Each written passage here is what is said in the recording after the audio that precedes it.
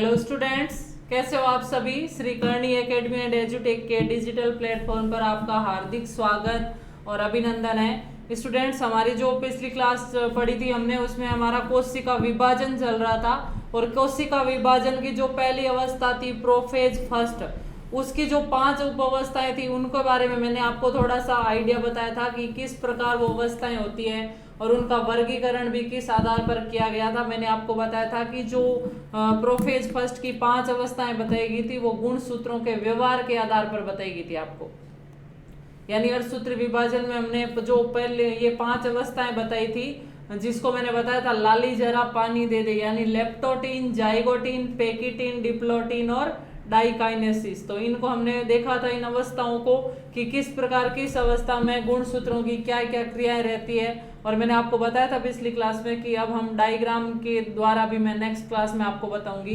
तो लेप्टोटीन के अंदर मैंने आपको बताया था कि गुण सूत्र है वो सर्वाधिक स्पष्ट दिखने लगते हैं। जाइगोटीन के अंदर गुण सूत्र है वो बिल्कुल पास पास में आएंगे और पास पास में आ जाएंगे तो इनके बीच में एक कॉम्प्लेक्स बनेगा जिसको बोलेंगे सिनेप्टोनिमल कॉम्प्लेक्स। ठीक है, अब ये गुण सूत्र आपस में जुड़ गए। मैंने आपको बताया था कि ये गुण सूत्र है, इसकी दोनों क्रोमेटिड है, ये गुण सूत्र है, इसकी दोनों क्रोमेटिड है, तो ये दोनों आपस में सिस्टर क्रोमेटिड कहलाएगी, ये दोनों आपस में सिस्टर क्रोमेटिड कहलाएगी। लेकिन ये वाली और ये वाली आपस में नॉन सिस्टर कहलाएगी, ये आपस में नॉन सिस्टर कहलाएगी।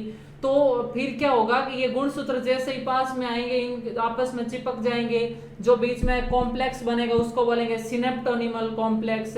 अब क्या होगा, जाइगोटीन में पास में आ गए, सिनेप्टोनिमल कॉम्प्लेक्स बन गया। अगली अवस्था आएगी पेकिटीन, यानी पेक हो जाएंगे। ये पेक कैसे होंगे, दोनों नॉन सिस्टर क्रोमेटिड है वो पेक हो जाएगी, इस प्रकार पेक हो गई है। पेक क्यों होगी, इस गुण सूत्र का पदार्थ इस गुण सूत्र में डालने के लिए, इस गुण सूत्र का पदार्थ इसमें डालने के लिए, और जो आपस में पेक होगी, जो ये प्रोसेस चलेगा इसको बोलेंगे क्रॉसिंग ओवर, यानी दोनों का मेटेरियल है वो एक दूसरे के पास में क्रॉस हो रहा है। तो ये जो संरचना इस प्रकार की बन गई इसको बोलेंगे क्रॉसिंग ओवर। और ये ध्यान रखना, क्रॉसिंग ओवर किन किन के मध्य होता है, हमेशा समजात गुणसूत्रों की नॉन सिस्टर क्रोमेटिड के मध्य। ये दोनों कभी क्रॉसिंग ओवर नहीं करेगी, ये भी नहीं करेगी, क्योंकि इन दोनों का तो पदार्थ सेम है। आपको इसका और इसका दोनों मिक्स करना है, तो इन नॉन सिस्टर क्रोमेटिड के मध्य क्या होगा, क्रॉसिंग ओवर होगा। और इस क्रॉसिंग ओवर को कराने के लिए एक एंजाइम सहायक होगा जिसको बोलेंगे रिकॉम्बिनेज एंजाइम। तो ये अवस्था हो रही है पेकिटीन के अंदर। फिर डिप्लोटीन के अंदर क्या होगा, ये वापस धीरे धीरे अलग होगी और ये एक आपको एक्स आकार की संरचना दिखाई दे रही है जिसको बोलेंगे कियाज्मेटा। तो पूछा जाता है कि कियाज्मेटा का निर्माण किस अवस्था में होता है, डिप्लोटीन में होता है। ध्यान रखना, रिकॉम्बिनेशन होगा, वो जो रिकॉम्बिनेशन होगा क्रॉसिंग ओवर होगा पेकिटीन में। लेप्टोटीन, फिर जाइगोटीन, जाइगोटीन में बनेगा सिनेप्टोनिमल कॉम्प्लेक्स। ध्यान रखना पॉइंट, सिनेप्टोनिमल पॉइंट जो कॉम्प्लेक्स है कब बनता है, कब टूटता है, तो सिनेप्टोनिमल कॉम्प्लेक्स है वो जाइगोटीन में बनेगा। फिर पेकिटीन के अंदर होगा क्रॉसिंग ओवर, ठीक है। फिर डिप्लोटीन के अंदर वापस अलग होगा तो बनेगा कियाज्मा जैसी संरचना। अब जैसे ये अलग हो रही है तो ध्यान रखना कियाज्मेटा किस अवस्था में बनेगी, डिप्लोटीन में बनेगी। और इस टाइम जो इनको जोड़ने वाला पदार्थ था सिनेप्टोनिमल कॉम्प्लेक्स वो विघटित हो जाएगा। अब की बार आपके नीट में ये क्वेश्चन भी आया था कि सिनेप्टोनिमल कॉम्प्लेक्स का विघटन किस अवस्था में होता है, तो ध्यान रखना सिनेप्टोनिमल कॉम्प्लेक्स का विघटन है वो डिप्लोटीन अवस्था के अंदर होता है। जो संरचना दिखाई देगी एक्स आकार की उसको क्या बोला जाता है, कियाज्मेटा बोला जाता है। और डाइकाइनेसिस अवस्था के अंदर ये वापस गुण सूत्र है वो अलग अलग हो जाएंगे। तो ये 5 अवस्था मैं आपको डायग्राम से बताने जा रही हूँ स्टूडेंट्स, तो जो बिल्कुल प्रैक्टिकली लेके इसको समझना। सबसे पहले हम देख रहे हैं लेप्टोटीन अवस्था। तो लेप्टोटीन के अंदर क्या होगा, गुण सूत्र है वो बिल्कुल संघनित हो जाएंगे। देखिए ए गुण सूत्र है, ये गुण सूत्र है, इनकी क्रोमेटिड्स है वो आपस में जुड़ी हुई रहेगी, किसके द्वारा, सेंट्रोमियर के द्वारा, या हम इसको बोल सकते हैं गुण सूत्र बिंदु। आपको गुण सूत्र बिल्कुल स्पष्ट दिखाई दे रहे हैं, गुण सूत्र बिल्कुल क्या है, संघनित हो गए हैं, ठीक है, लेप्टोटीन अवस्था के अंदर।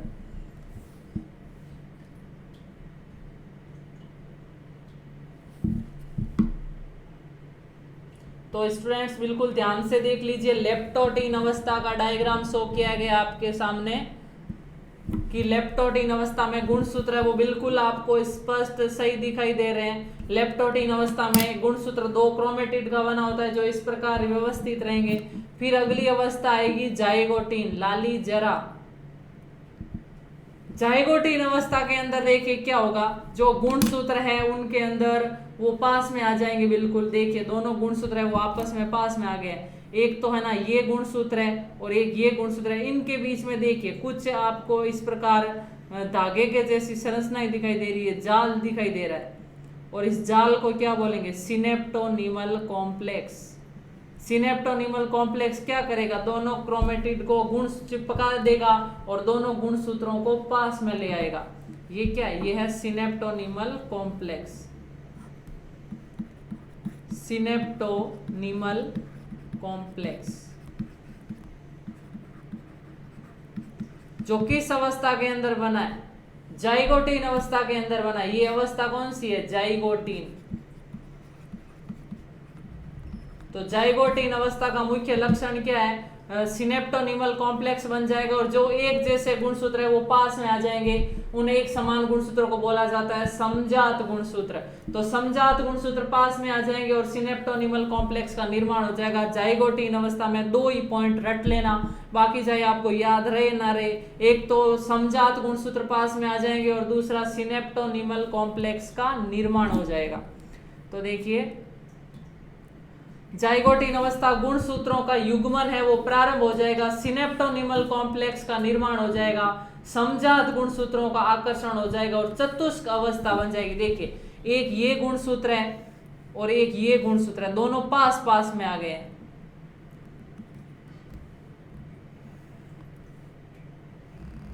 दोनों गुणसूत्र क्या पास पास में आ गए। तो इसके अंदर एक गुणसूत्र में क्रोमेटिड कितनी है, 2, तो दोनों में होगी 4। तो टोटल क्रोमेटिड की संख्या के आधार पर इस अवस्था को बोला जाता है चतुष्क अवस्था, क्योंकि एक ये क्रोमेटिड, एक ये क्रोमेटिड, एक ये क्रोमेटिड और एक ये क्रोमेटिड। तो टोटल कितनी क्रोमेटिड होगी, 4 क्रोमेटिड होगी, इसलिए इसको बोल दिया चतुष्क अवस्था। और इसमें गुणसूत्रों के जोड़े में संख्या कितनी है, 2 गुणसूत्र है जिससे एक पूरा जोड़ा बन रहा है, इसलिए इसको बोल दिया युगली। यानी दोनों गुणसूत्र है इसलिए इसको बोल दिया युगली। और 4 क्रोमेटिड है इसलिए इसको बोल दिया चतुष्क। तो आपको पूछ सकते हैं कि युगली अवस्था है वो किस अवस्था के अंदर बन जाती है, तो युगली अवस्था है वो जाइगोटीन अवस्था के अंदर बन जाती है। आपको पूछ सकते हैं चतुष्क अवस्था या 4 क्रोमेटिड किस अवस्था में दिखाई देते हैं, जाइगोटीन अवस्था में। तो मैंने आपको पहले भी बताया लेप्टोटीन में ज्यादा इंपॉर्टेंट पॉइंट नहीं है, लेकिन जाइगोटीन में बहुत इंपॉर्टेंट है। पहला इंपॉर्टेंट पॉइंट कि इस अवस्था के अंदर किसका निर्माण हो जाता है, इस अवस्था के अंदर सिनेप्टोनीमल कॉम्प्लेक्स का निर्माण हो जाता है, स्टार पॉइंट। और दूसरा समजात गुणसूत्रों का आकर्षण हो जाता है। और तीसरा चतुष्क अवस्था या युगली अवस्था किस में प्रारंभ होती है, जाइगोटीन के अंदर। आया स्टूडेंट्स समझ में आपको। अभी ये गुणसूत्र बिल्कुल पास पास में आए हुए हैं, ठीक है। ये इस प्रकार गुणसूत्र है, ये इस प्रकार रहते हैं गुणसूत्र, तो दोनों गुणसूत्र पास पास में आ गए। फिर अगली अवस्था लाली जरा पानी यानी पेकिटीन। पेकिटीन के अंदर क्या होगा, पेकिटीन में वही मैंने आपको बताया, गुंथ जाएगी दोनों नॉन सिस्टर क्रोमेटिड आपस में गुंथ जाएगी और इस सिचुएशन को क्या बोला जाता है, क्रॉसिंग ओवर। क्रॉसिंग ओवर किसके होगा, नॉन सिस्टर क्रोमेटिड के मध्य होगा। और ये गुंथ आने के लिए जो एंजाइम सहायक होंगे उस एंजाइम को बोलेंगे रिकॉम्बिनेज एंजाइम। तो पेकिटीन अवस्था का सबसे स्टार मार्क पॉइंट है कि इस अवस्था में क्या बनता है, क्रॉसिंग ओवर होता है। और क्रॉसिंग ओवर में कौन सा एंजाइम सहायक होता है, रिकॉम्बिनेज एंजाइम। तो देखिए पेकिटीन अवस्था आपको कैसी दिखाई देगी, इस प्रकार की। देखिए जो पेकिटीन अवस्था है इसके अंदर जो नॉन सिस्टर क्रोमेटिड है वो आपस में गुंथ जाएगी। अभी ये प्रारंभिक पेकिटीन अवस्था है। जो अंतिम पेकिटीन अवस्था होगी उसके अंदर क्या होगा,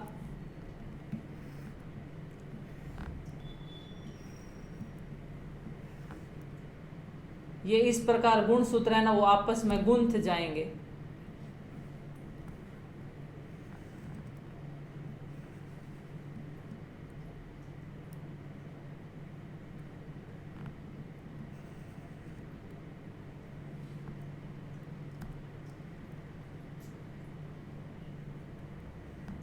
ये संरचना आपस में गुंथ जाएगी और गुंथ कर इस प्रकार झुंड बना लेगी बिल्कुल। तो इस अवस्था को क्या बोलेंगे, पेकिटीन अवस्था। तो ध्यान रखना, पेकिटीन अवस्था में जो ये क्रोमेटिड आपस में गुंथ जाते हैं इसको क्या बोला जाता है, क्रॉसिंग ओवर कहा जाता है। और क्रॉसिंग ओवर क्यों कहेंगे, क्योंकि जो गुणसूत्र है वो आपस में पदार्थों का क्रॉस करेंगे, आदान प्रदान करेंगे, जिससे दोनों गुणसूत्रों के अंदर आनुवांशिक संगठन है वो समान हो जाए। और इस प्रक्रिया को करवाने के लिए एंजाइम कौन सा सहायक है, रिकॉम्बिनेज एंजाइम सहायक होता है। तो पेकिटीन अवस्था में आप क्या ध्यान रखोगे, क्रॉसिंग ओवर होता है और रिकॉम्बिनेज एंजाइम सहायक होता है। फिर ये जो संरचना है बिल्कुल गुंथ गई है, ये वापस खुलेगी तो लास्ट में थोड़ी सी जुड़ी भी रहेगी, तो संरचना कैसी बनेगी, एक्स आकार की संरचना बनेगी।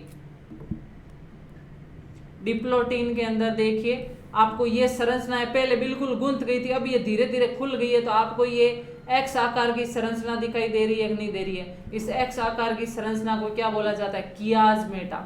कियाज्मेटा कहा जाता है। कियाज्मेटा संरचना का निर्माण किस अवस्था में होता है, डिप्लोटीन अवस्था के अंदर होता है। ये संरचना क्या कहलाएगी, ये संरचना कहलाएगी कियाज्मेटा। ठीक है, तो ये कियाज्मेटा वाली संरचना बन गई। और अब देखिए गुणसूत्र अलग अलग हो रहे हैं, तो जो गुणसूत्रों को पास में लाने वाला पदार्थ था सिनेप्टोनिमल कॉम्प्लेक्स, वो टूटेगा तभी तो ये गुणसूत्र दोनों अलग अलग होंगे। डिप्लोटीन मतलब दो हो रहे हैं, टूट रहे हैं, तो सिनेप्टोनिमल कॉम्प्लेक्स का विघटन किस अवस्था के अंदर होता है, डिप्लोटीन अवस्था के अंदर होता है। सिनेप्टोनिमल कॉम्प्लेक्स का पूर्ण विघटन, और यही क्वेश्चन था नीट 2020 का कि प्रोफेज फर्स्ट की किस अवस्था के अंदर सिनेप्टोनिमल कॉम्प्लेक्स का है वो विघटन हो जाता है। तो ध्यान रखना, डिप्लोटीन अवस्था में सिनेप्टोनिमल कॉम्प्लेक्स का विघटन हो जाएगा और कियाज्मेटा संरचना बनेगी। ध्यान रखना, यहाँ कियाज्मेटा का विघटन नहीं होगा, कियाज्मेटा अगले में विघटित होगी। यहाँ पर कियाज्मेटा का निर्माण हुआ है, यहाँ पर विघटन किसका होगा, सिनेप्टोनिमल कॉम्प्लेक्स का। अगली अवस्था हम देखते हैं डाइकाइनेसिस। डाइकाइनेसिस में क्या होगा, गुणसूत्र फिर वापस अलग अलग हो जाएंगे और कियाज्मेटा काय का पूर्ण विलोपन हो जाएगा। तो जो पांचों अवस्थाएं वापस से मैं बता रही हूँ, लेप्टोटीन के अंदर गुणसूत्र अलग अलग रहेंगे, इसमें ज्यादा कोई पॉइंट ध्यान नहीं रखना है। जाइगोटीन के अंदर समजात गुणसूत्र पास पास में आएंगे और सिनेप्टोनिमल कॉम्प्लेक्स का निर्माण होगा। लेप्टोटीन होगी, जाइगोटीन, फिर पेकिटीन के अंदर गुणसूत्र गुंथ जाएंगे, नॉन सिस्टर क्रोमेटिड गुंथ जाएगी, यानी किसका निर्माण होगा, क्रॉसिंग ओवर का निर्माण होगा। एंजाइम कौन सा सहायक होगा, रिकॉम्बिनेज एंजाइम। लेप्टोटीन, जाइगोटीन, पेकिटीन होगी, फिर डिप्लोटीन में वापस खुलेंगे, एक्स आकार की संरचना बन रही यानी कियाज्मेटा रहेगा और सिनेप्टोनिमल कॉम्प्लेक्स है वो विघटित हो जाएगा। लेप्टोटीन, जाइगोटीन, पेकिटीन, डिप्लोटीन फिर डाइकाइनेसिस में हो गए अलग, यानी एक्स वाली संरचना वो भी विलुप्त हो गई। तो कियाज्मेटा का विलोपन किस में होगा, डाइकाइनेसिस में। तो ये थी आपके प्रोफेज फर्स्ट वाली अवस्था जो 5 चरणों में पूर्ण हुई, लेप्टोटीन, जाइगोटीन, पेकिटीन, डिप्लोटीन और डाइकाइनेसिस। अब जब देखिए प्रोफेज फर्स्ट अवस्था के अंदर जो गुणसूत्र है ना, ये इस प्रकार दिखाई देंगे। एक गुणसूत्र है वो 4 क्रोमेटिड का बना होगा। अब इसके अंदर क्या होंगे, हम गुणसूत्रों को अलग करेंगे, क्रोमेटिड को अलग नहीं करेंगे। देखिए समसूत्री और अर्धसूत्री विभाजन में यही तो फर्क है। ये कोशिका, इसके अंदर ये अब मैं बता रही हूं अर्धसूत्री विभाजन वाली, और ये है समसूत्री विभाजन वाली। समसूत्री में हमने पढ़ा था कि जब गुणसूत्रों का हमें विभाजन करना है तो गुणसूत्र इस प्रकार रहेंगे। अब हमें अगर इसका विभाजन करना है तो हमें इस गुणसूत्र को बीच में से तोड़ना पड़ेगा, यानी हम इसकी क्रोमेटिड को अलग करेंगे। 2 क्रोमेटिड से मिलकर बना हुआ है गुणसूत्र, तो हम इसको बीच में से तोड़ेंगे तो 2 क्रोमेटिड अलग अलग हो जाएगी, ये और फिर ये क्रोमेटिड क्या कहलाएगी, गुणसूत्र कहलाएगी, जिसके ये गुणसूत्र बिंदु। ठीक है, लेकिन अर्धसूत्री विभाजन में क्या होगा, देखिए अर्धसूत्री विभाजन के अंदर गुणसूत्र इस प्रकार का होता है। दोनों गुणसूत्र होंगे, इसकी क्रोमेटिड को अलग नहीं करेंगे, हम किसको अलग करेंगे, हम करेंगे गुणसूत्र को। तो नया गुणसूत्र इस प्रकार का बनेगा। फिर ये हो गया अर्धसूत्री विभाजन फर्स्ट पूर्ण, यहाँ पर इस प्रकार के गुणसूत्र बनेंगे। फिर हम जब वापस इनको विभक्त करेंगे तो ये सेम ऐसा आएगा। तो इसलिए मैंने आपको बताया था कि जो अर्धसूत्री विभाजन सेकंड होता है वो किसके समान होता है, समसूत्री विभाजन के समान होता है। तो अर्धसूत्री विभाजन में गुणसूत्र को अलग करेंगे, जबकि इस समसूत्री के अंदर है वो हम क्रोमेटिड को अलग करते हैं। ये मेनली अंतर ध्यान रखना आप। ठीक है, फिर हम देखते हैं जो, अब देखिए अब आगे जो गुणसूत्र है इसको हम अलग कैसे करेंगे, सेम मेटाफेज एनाफेज टीलोफेज है वो बिल्कुल समसूत्री के जैसे ही होगी, वही है मेटाफेजिक प्लेट बनेगी। गुणसूत्रों को तोड़ा जाएगा, विपरीत ध्रुवों की तरफ ले जाया जाएगा, जिसमें बिंदु होंगे वो ध्रुवों की तरफ रहेंगे और पूंछ है वो पीछे की तरफ रहेगी। सेम वही प्रोसेस होने वाला है मेटाफेज के अंदर। तो देखिए आगे देखते हैं हम मेटाफेज फर्स्ट। मेटाफेज फर्स्ट के अंदर क्या होगा, देखिए ये गुणसूत्र है दो, ये एक गुणसूत्र एक ये गुणसूत्र। अब ये यहां पर क्या है, ये है तारक काय, पता है सेंट्रोमियर,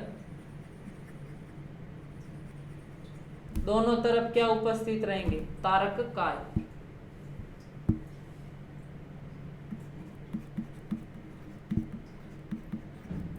और तारक काय से क्या निकलेंगे, तरकुत तंतु निकलेंगे।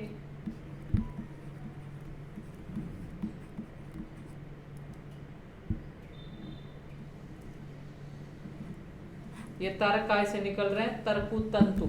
इधर वाले तरकुत तंतु गुणसूत्र के इधर वाले भाग से जुड़ेंगे और इधर वाले तारक काय के तंतु है वो इधर वाले गुणसूत्र के भाग से जुड़ेंगे। अब ये क्या करेंगे, अभी तो आपको ये बिल्कुल सीध में लगे हुए दिखाई दे रहे हैं, लेकिन जरूरी नहीं है कि वो कोशिका पहले से सीध में ही हो, वो इधर उधर बिखरे हुए हो सकते हैं। तो फिर पहले तो क्या करेंगे, तरकुत तंतु इनको खींच खींच कर बिल्कुल बीच में ले आएंगे, यानी इधर वाला तरकुत तंतु इधर खींचेगा और इधर वाला तरकुत तंतु इधर खींचेगा। इस प्रकार ये वाला इधर खींचेगा, ये वाला इधर खींचेगा। तो धीरे धीरे खींच खींच कर गुणसूत्र को बिल्कुल मध्य रेखा पर ले आएंगे, यानी क्या बनेगी, मेटाफेजिक प्लेट बनेगी। गुणसूत्र बिल्कुल मध्य रेखा पर स्थित है और इस प्लेट जैसी संरचना को क्या बोलेंगे, मध्य मेटाफेजिक प्लेट। और युगली गुणसूत्र मध्य पट्टिका पर व्यवस्थित, युगली गुणसूत्र यानी दो गुणसूत्र से बना हुआ गुणसूत्र, ठीक है। अब क्या होगा, धीरे धीरे अगली अवस्था आएगी एनाफेज। एनाफेज के अंदर क्या होगा कि इधर ज्यादा तनाव होगा, इधर भी ज्यादा तनाव होगा, तो ये गुणसूत्र बीच में से टूट जाएगा, दोनों गुणसूत्र है वो अलग अलग हो जाएंगे। तो देखिए नेक्स्ट एनाफेज फर्स्ट में, एनाफेज फर्स्ट के अंदर क्या होगा, समजात गुणसूत्र अलग अलग हो जाएंगे। ये गुणसूत्र टूटकर अलग हो गया, ये है गुणसूत्र बिंदु और ये है गुणसूत्र की भुजा, ये है गुणसूत्र बिंदु, ये है भुजा। तो ये देखिए बिंदु है वो किसकी ओर है, ध्रुवों की ओर, ये है ध्रुव, इधर भी ये है ध्रुव। तो गुणसूत्र बिंदु किसकी तरफ रहेंगे, ध्रुवों की तरफ रहेंगे, बिल्कुल समसूत्री के समान ही है, गुणसूत्र बिंदु ध्रुवों की तरफ। और भुजा होगी वो पीछे रहेगी।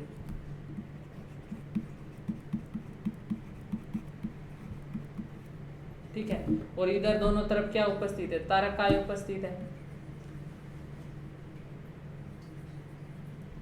तो एनाफेज में फर्क आ जाएगा, यहाँ पर समजात गुणसूत्र अलग होते हैं, जबकि समसूत्री के अंदर गुणसूत्र की क्रोमेटिड अलग हुई थी। ठीक है, अब देखिए अगली अवस्था आएगी टीलोफेज में। क्या होगा, ये कोशिका गुणसूत्र इधर चले जाएंगे और संघनित हो जाएंगे, ये गुणसूत्र इधर चले जाएंगे और संघनित हो जाएंगे, और जो यहाँ पर केंद्रक झिल्ली विलुप्त हो गई है वो केंद्रक झिल्ली वापस बन जाएगी, यानी केंद्रक विभाजन पूरा हो गया है।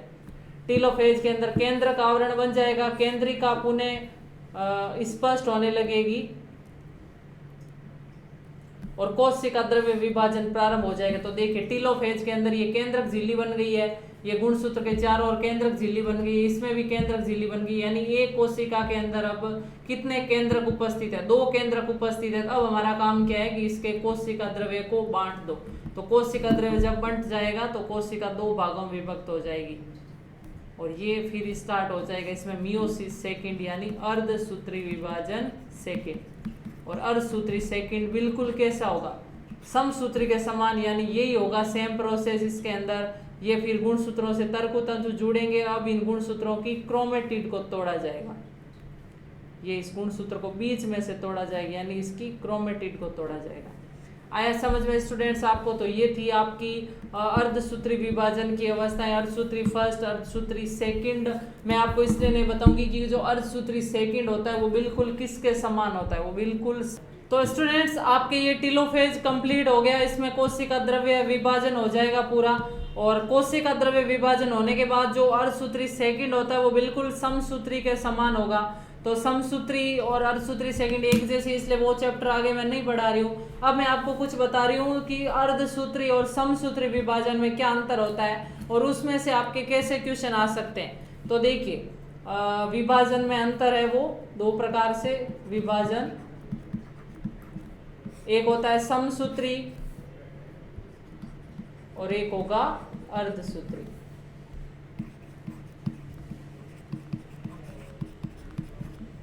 अब देखिए समसूत्री और अर्धसूत्री विभाजन में क्या अंतर होगा। हमारे शरीर में दो प्रकार की कोशिकाएं होती है, एक तो होती है कायिक कोशिका और एक होती है लैंगिक कोशिका। यानी शरीर के अंदर जो कोशिकाएं युग्मकों का निर्माण करेगी उसको हम क्या बोलेंगे, लैंगिक कोशिकाएं, जो लैंगिक अंगों में पाई जाती है। जैसे नर में लैंगिक अंग होता है वृषण और मादा में लैंगिक अंग होता है अंडाशय। तो जो वृषण में कोशिकाएं होगी वो लैंगिक कोशिकाएं होगी, जो अंडाशय में कोशिका होगी वो लैंगिक कोशिका होगी। वृषण वाली कोशिकाएं शुक्राणु बनाएगी और अंडे में पाई जाने वाली कोशिकाएं अंडाणु बनाएगी, जो अंडाशय में पाई जाती है। तो इन दोनों कोशिकाओं को हम क्या बोलेंगे, इन दोनों कोशिकाओं को हम बोलेंगे लैंगिक कोशिकाएं। ठीक है, तो लैंगिक कोशिकाओं में जो विभाजन होगा वो कौन सा होगा, अर्धसूत्री विभाजन लैंगिक कोशिकाओं में होता है। रिप्रोडक्टिव सेल्स में होता है, ये लैंगिक कोशिकाओं में होता है। और जो समसूत्री होगा यानी इन दोनों अंगों यानी वृषण और अंडाशय को अगर छोड़ दें तो बाकी शरीर के ऑर्गन्स में जो भी कोशिकाएं पाई जाती है, जैसे हमारी स्किन पर कोशिकाएं हैं, तो वो सब कोशिकाएं कैसी होगी, कायिक कोशिका होगी। और इनमें कौन सा विभाजन होगा, समसूत्री विभाजन होगा, कायिक कोशिकाओं में होता है।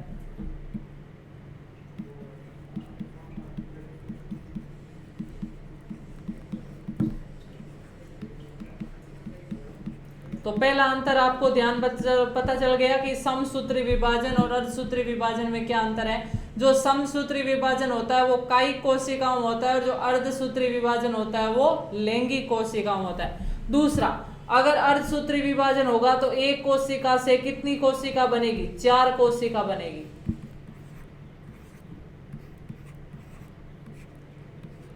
अगर अर्धसूत्री विभाजन होगा तो एक कोशिका से 4 कोशिका बनेगी, जबकि समसूत्री विभाजन होगा तो एक कोशिका से 2 कोशिका बनेगी।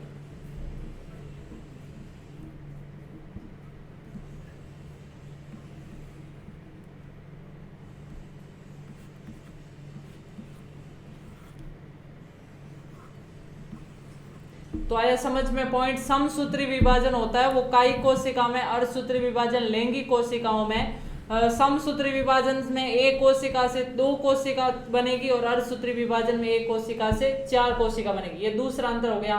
जो तीसरा अंतर है वो क्या है कि समसूत्री विभाजन होगा तो जो नई कोशिकाएं बनेगी उनमें गुणसूत्रों की संख्या मात्र कोशिका के समान रहेगी। ये कोशिका कहलाती है मात्र कोशिका और ये कोशिकाएं कहलाएगी संतति कोशिका।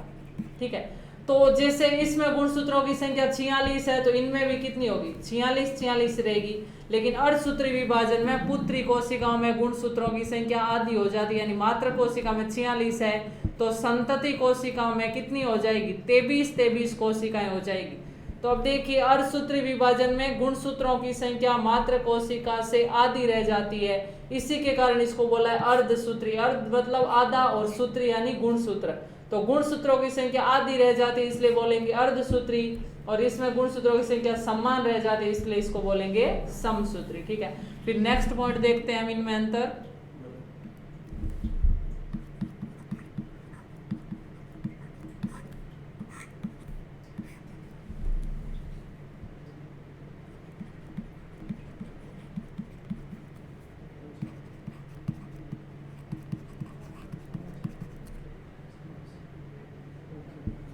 देखिए समसूत्री के अंदर क्या होगा कि शरीर में अगर नई कोशिकाओं को आपको बनाना है तो कौन सा विभाजन आवश्यक होगा, समसूत्री, नई कोशिका का निर्माण।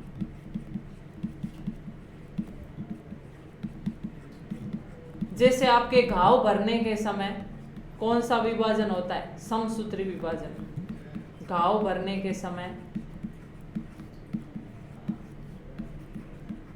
या जो माता के गर्भाशय में भ्रूण का परिवर्धन होता है, 9 महीने तक बच्चे के शरीर का परिवर्धन होता है, तो वो किस विभाजन के द्वारा होता है, समसूत्री विभाजन के द्वारा होता है। यानी भ्रूण का परिवर्धन किस विभाजन के द्वारा, समसूत्री के द्वारा। लेकिन अर्धसूत्री के अंदर नई कोशिकाएं नहीं बनेगी, पहली वाली कोशिकाओं के टुकड़े किए जाएंगे। यानी ये किस में होता है? ये होता है युग्मकों के निर्माण के समय। युग्मकों के निर्माण के समय कौन सा विभाजन होता है? अर्धसूत्री विभाजन होता है। तो आपको पूछ लिया जाए शरीर में नई कोशिका बनानी है, कौन सा विभाजन चाहिए? समसूत्री कोशिकाओं जो एपिडर्म है, अधिचर्म है, एपिडर्मिस, इसकी जो कोशिकाएं हैं वो पुरानी होकर नष्ट होकर गिर जाती है और उसकी जगह नई कोशिकाएं बनती है, तो उनको बनाने में कौन सा विभाजन होता है? समसूत्री। लेकिन यदि युग्मक बन रहे हैं तो कौन सा विभाजन होगा? अर्धसूत्री। अब इससे रिलेटेड आपके एक क्वेश्चन पूछ लिया जाता है, देखिए समसूत्री अर्धसूत्री में आपको अंतर पता चला। समसूत्री होता है वो कायिक कोशिकाओं होता है, अर्धसूत्री होता है वो लैंगिक कोशिकाओं होता है, ठीक है। और समसूत्री विभाजन में एक कोशिका से 2 कोशिका बनेगी, जबकि अर्धसूत्री विभाजन में एक कोशिका से 4 कोशिका बनेगी। समसूत्री विभाजन में मात्र कोशिका के समान ही संतति कोशिका में गुणसूत्रों की संख्या रहती है, जबकि अर्धसूत्री विभाजन में जो संतति कोशिका है उनमें गुणसूत्रों की संख्या आधी रह जाती है। अब आपके एक क्वेश्चन आता है कि यदि आपके पास 25 अंड कोशिका है, यदि आपके पास 25 अंड कोशिका है तो उनमें अगर विभाजन होगा तो बताइए आपके पास कितनी कोशिकाएं हो जाएगी? आपके क्वेश्चन दिया हुआ है कि यदि आपके पास 25 अंड कोशिका है, यदि उनमें विभाजन किया जाए उन कोशिकाओं में तो आपके पास कितनी कोशिकाएं हो जाएगी? तो देखिए आपके सामने नाम लिखा हुआ है अंड कोशिका। अंड कोशिका का मतलब है अंडाणु, और आपको पता है अंडाणु और शुक्राणु में कौन सा विभाजन होता है? अर्धसूत्री विभाजन होता है। तो यहाँ पर विभाजन कौन सा होगा? अर्धसूत्री। तो अब जो सोचिए 1 से 4 बन रही है तो 25 से कितनी हो जाएगी? 100 कोशिकाएं बन जाएगी। तो इसका आंसर क्या होगा? 100। आया समझ में स्टूडेंट्स? तो ये आपके था कोशिका विभाजन वाला चैप्टर, जिसमें हमने कोशिका विभाजन के अंतरावस्था, अर्धसूत्री विभाजन की सभी अवस्थाओं को पढ़ा, समसूत्री को पढ़ा, और उसके बाद समसूत्री और अर्धसूत्री विभाजन में हमने अंतर को देखा। तो ये आपके कोशिका विभाजन वाला चैप्टर कंप्लीट होता है। इससे पहले हमने जो चैप्टर किया था कोशिका की संरचना वाला चैप्टर किया था, कोशिका संरचना, और ये था आपके कोशिका चक्र और कोशिका विभाजन। तो यहाँ आपके कोशिका विभाजन वाला चैप्टर कंप्लीट होता है। नेक्स्ट क्लास में हम दूसरा चैप्टर लेंगे आपके। अगर आपके इस चैप्टर में यहाँ तक कोई भी प्रॉब्लम हो तो आप कमेंट के द्वारा कमेंट कर सकते हो, ठीक है students? Thank you so much.